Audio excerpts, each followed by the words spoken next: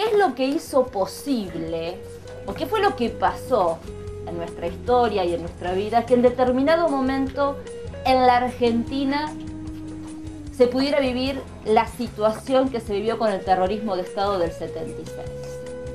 Nosotros vamos a ver la posibilidad de pensar este proceso desde dos ejes importantes que me parece que son sustanciales para entender la historia argentina. El primero, ¿qué es lo que cambia en el mundo después de la Segunda Guerra Mundial?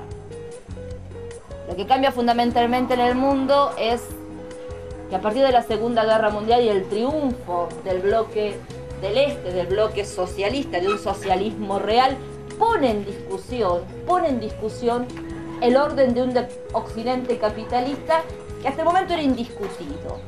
En este sentido, la Segunda Guerra Mundial, y esto que todos ya conocen y no nos vamos a detener en esto, en un marco de conflicto donde América Latina va a tener que jugar un rol determinado. Ese rol no cabe duda que va a estar condicionado por la propia estrategia de los Estados Unidos como parte de, si se quiere, de la Segunda Guerra Mundial. La potencia hegemónica y la única potencia ganadora van a ser los Estados Unidos y van a ser quienes van a reorganizar.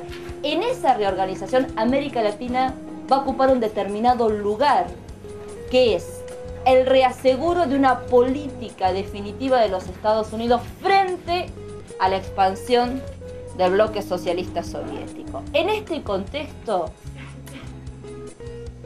desde los años 50 en adelante, esta relación va a hacer que la política de los Estados Unidos hacia América Latina sea una política definida en tratar de subordinar los gobiernos latinoamericanos en función de los intereses de la Guerra Fría.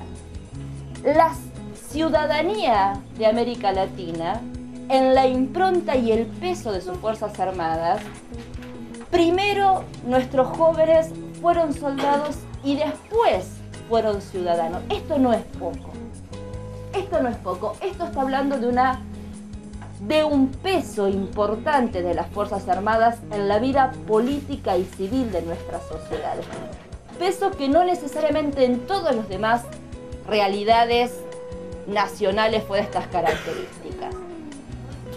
Por otro lado, esta profesionalización de principio de siglo va a ser que la ley de servicio militar obligatorio significó tener casi cautivos por un año a estos jóvenes, en la cual los programas de formación, la lógica, en los cuales las bases que hacían a la formación militar se combinaban con la propia formación moral y política de estos ciudadanos.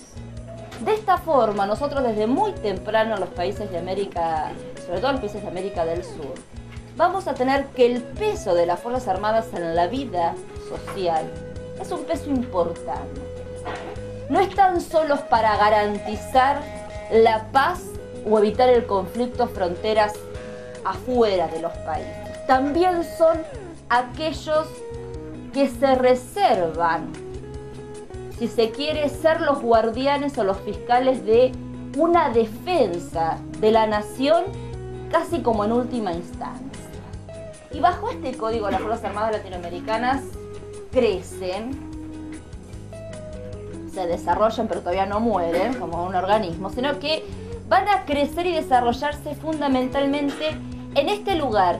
Por un lado, un lugar que el propio poder civil les ha dejado como, digamos, tener en sus manos los liceos militares, las escuelas profesionales y nada más y nada que menos disponer de un año obligatorio de todos los jóvenes para esta formación.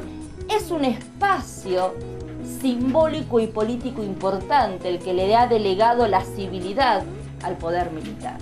Pero por otro lado, también hay una lógica en la formación de los cuadros de las Fuerzas Armadas, donde la cuestión civil, la cuestión política, está siempre sospechada en términos de ingobernabilidad. Y acá tenemos dos asociaciones que en América Latina y hasta el día de hoy siguen siendo centrales en la formación de de nuestras cabezas, que es la idea asociada que el orden interno, requiere necesariamente, a veces como costo, para sostener el orden hay que pagar ciertos costos, y esos costos que hay que pagar siempre generalmente tienen que ver con el recorte de las libertades o con el recorte de los derechos.